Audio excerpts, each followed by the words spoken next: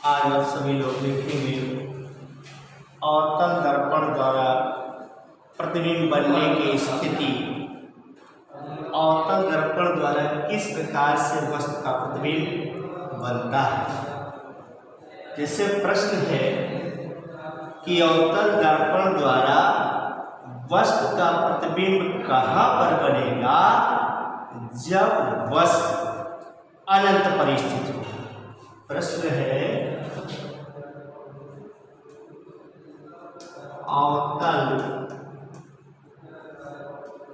दर्पण द्वारा वस्तु का प्रतिबिंब कहाँ पर बनेगा, जब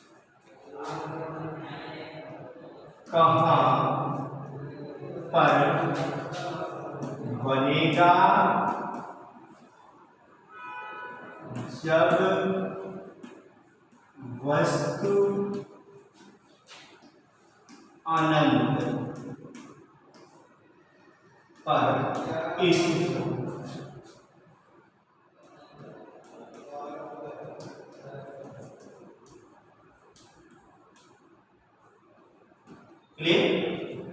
ये आपका प्रश्न है कि अवतल दर्पण द्वारा वस्तु का प्रतिबिंब कहाँ पर बनेगा, जब वस्तु अनंत पर स्थित है। तो आप क्या करें, पहले एक अवतल दर्पण बना लीजिए।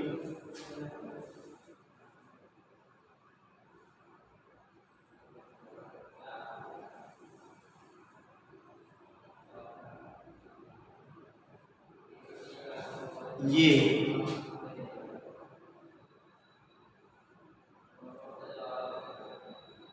अवतल दर्पण और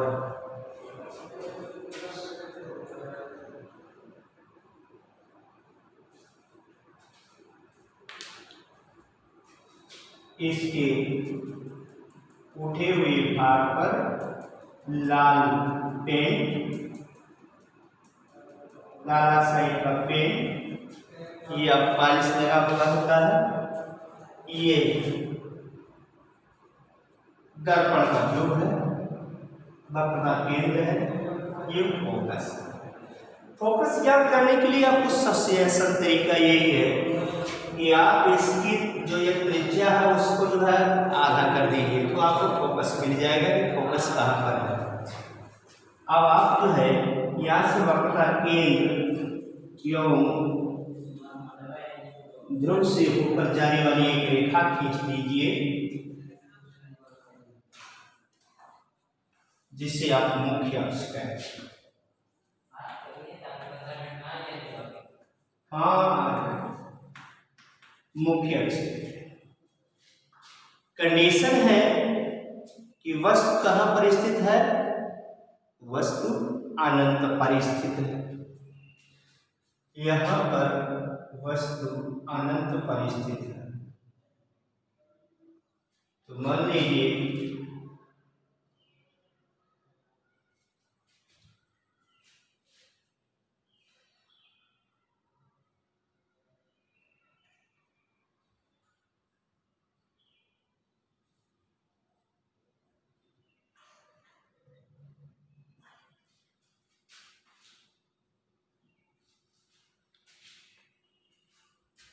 ये अनंत पर स्थित वस्तु से चलने वाली प्रकाश की किरण, एक किरण जो है इस मुख्य अक्ष से होकर जाती है और फिर परावर्तन के पश्चात इस मुख्य अक्ष के समांतर हो जाती है। और एक बात हम ये भी जानते हैं कि जो किरणें हैं वो हमेशा अनंत पर स्थित वस्तु से चलने वाले प्रकाश की किरणें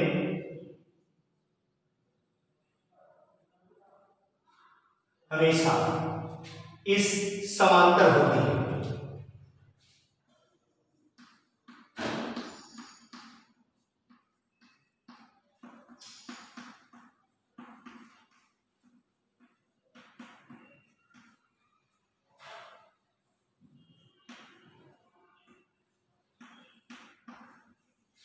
के बीच में। यहां अब यहां पर देखिए, चलने वाले प्रकाश की किरण बीपीएम बीडी, ये जो है फोकस से होकर के जा रही है। दूसरी किरण ये बी ए जो है ये प्रकाश केंद्र से होकर जा रही है तथा परावर्तन के पश्चात उसी मार्ग से वापस लौट जा रही है।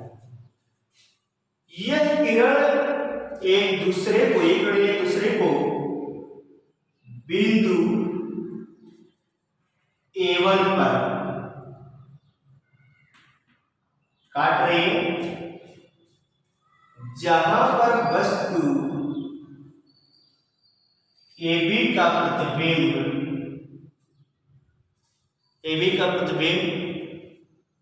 A1 B1 बनता है।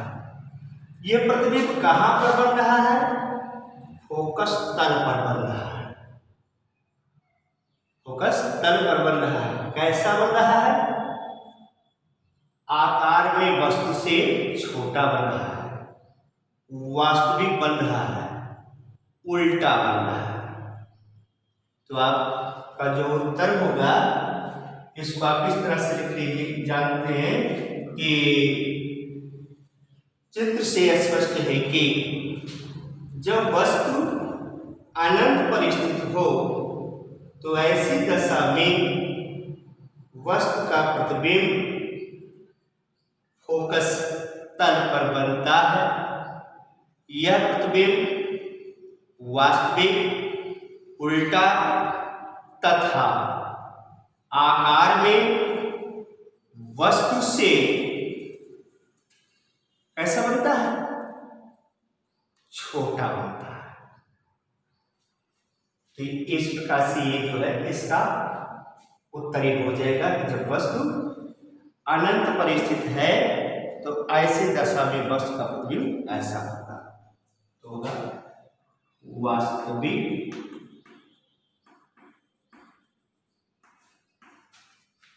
उल्टा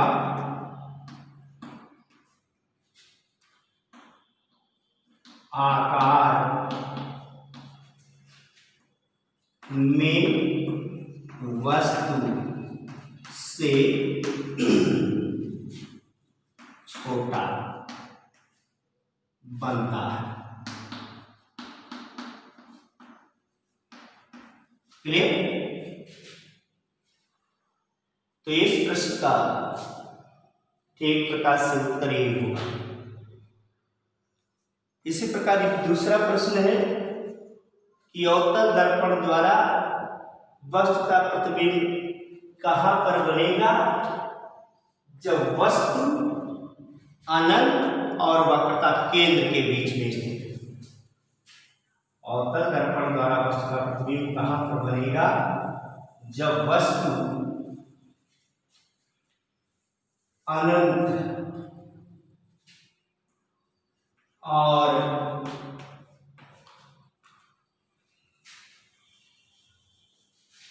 वक्रता केंद्र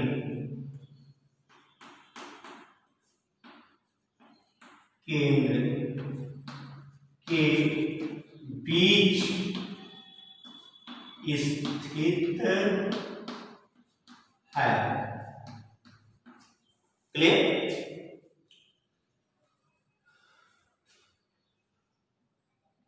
यही आपका प्रकाश केंद्र था, इस वक्रता केंद्र। तो वो इस वक्रता केंद्र और इस अनंत के बीच में एक वस्तु AB स्थित है।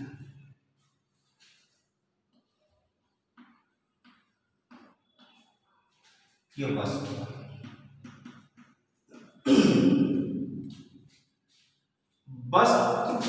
AB के बिंदु A से चलने वाली प्रकाश की किरण AG मुख्य अक्ष के समांतर जाती है तथा परावर्तन के पश्चात फोकस से होकर चली जाती है। फोकस से होकर चली जाती है तथा दूसरी किरण प्रकाश केंद्र वक्रता केंद्र से होकर जाती है तथा परावर्तन के पश्चात उसी मार्ग पर वापस लौट जाती है। ये किरणें एक दूसरे को बिंदु A1 पर काटती है जहां पर वस्तु AB का प्रतिबिंब A1B1 बनता है।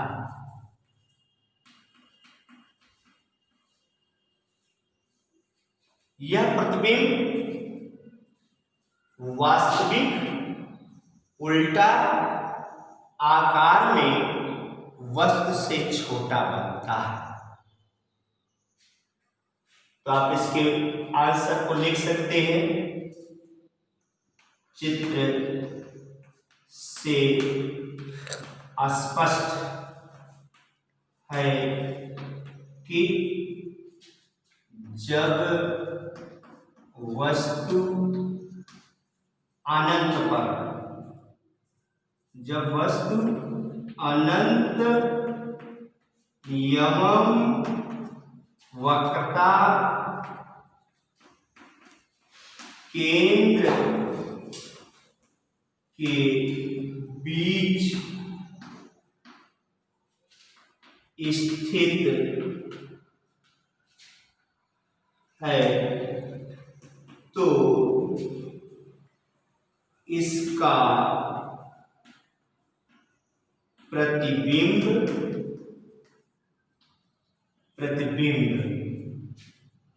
वक्रता केंद्र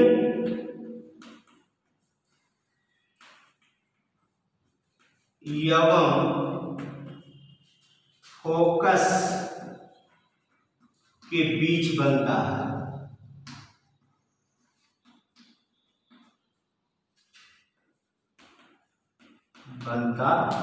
है। यह प्रतिबिंब वास्तविक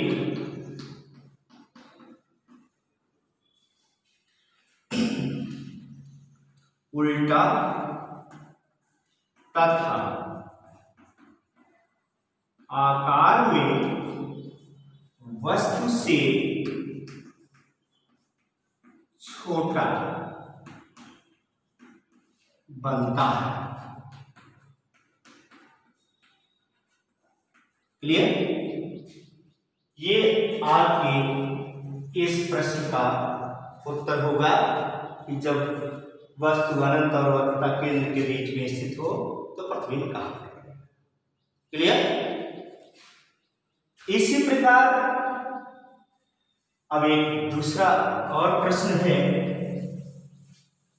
कि अवतल दर्पण द्वारा वस्तु का प्रतिबिंब कहां पर बनेगा जब वस्तु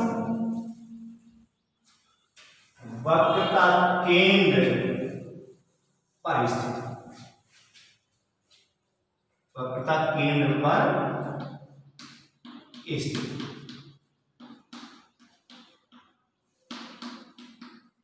क्लियर? अवतल दर्पण द्वारा वस्तु का प्रतिबिंब कहां पर बनेगा जब वस्तु कहां पर स्थित हो? वक्रता केंद्र पर स्थित हो। ऐसे दशा में क्या होगा? चित्र बनाए लीजिए आप लोग।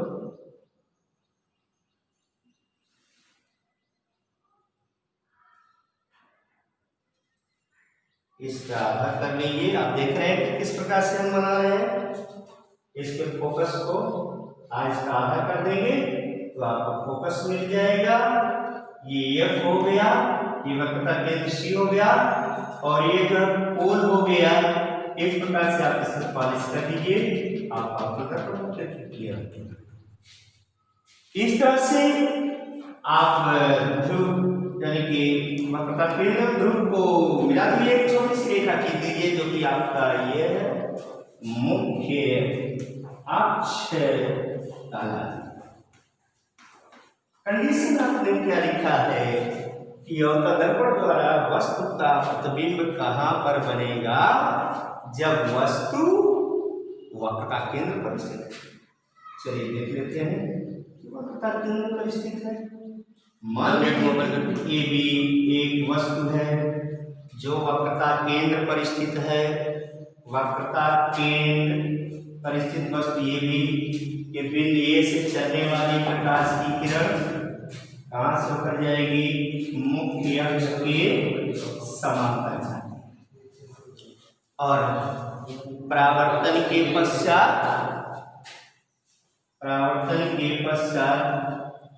यह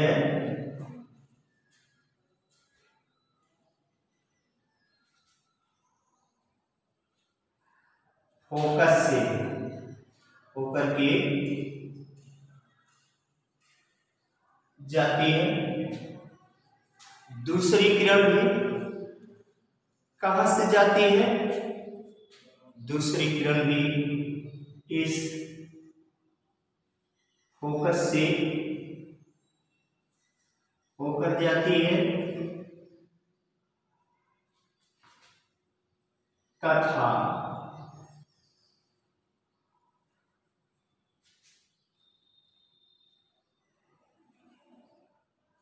परावर्तन के पश्चात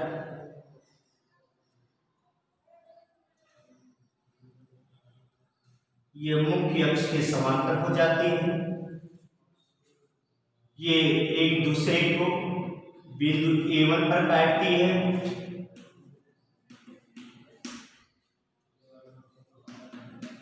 जहां पर वस्तु AB का प्रतिबिंब A1 B1 बनता है, यह प्रतिबिंब वास्तविक, उल्टा एवं आकार में वस्तु के बराबर बनता है। क्योंकि मान लिया वस्तु ये भी वक्रता केंद्र C पर स्थित है। वस्तु ये भी के बिंदु A से चलने वाले प्रकाश की किरण AG मुख्य अक्ष के समांतर जाती है, तथा परावर्तन के पश्चात GH दिशा में चली जाती है। दूसरी किरण AQ फोकस से होकर के जाती है, तथा दर्पण से परावर्तन के पश्चात QS दिशा में निकल जाती है। ये दोनों किरणें एक दूसरे को बिंदु A1 पर काटती है, जहां पर वस्तु AB का प्रतिबिंब A1 B1 बनता है। यह कैसा है? वास्तविक है, उल्टा है, आकार में वस्तु के बराबर है। तो आप आंसर इस प्रकार से लिखेंगे। चित्र से स्पष्ट है कि जब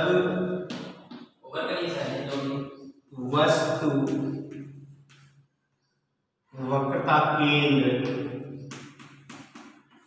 पर स्थित हो तो इसका प्रतिबिंब वक्रता केंद्र पर ही बनता है, यह प्रतिबिंब वास्तविक उल्टा आकार में वस्तु के बराबर बनता है। क्लियर? इस तरह से आज आपने जो है एक 3 स्टेप को देखा कि किस तरह से जो प्रतिबिंब बनता है। अब आगे कल फिर अगले जो चरण के विषय में बताया जाएगा कि वस्तु का प्रतिबिंब कहाँ पर बनेगा। और अब इन तीन जो है प्रतिबिंब बनने की स्थिति बहुत ही इंपॉर्टेंट है, जो कि आपके 4 नंबर में प्रश्न पूछा जाता है। आप इस प्रश्न का जो चित्र बना करके आंसर अवश्य लिखेंगे और आप अपने गार्जियन से कहिए कि आपके गार्जियन आपके साथ में बैठे और आपको चेक करें कि क्या आप जो है ऑनलाइन पढ़ाई कर रहे हैं या जो नोट्स मिल रहा है उसको लिख रहे हैं या नहीं लिख रहे हैं, और अच्छे प्रकार से आप लोग पढ़ाई करें। धन्यवाद।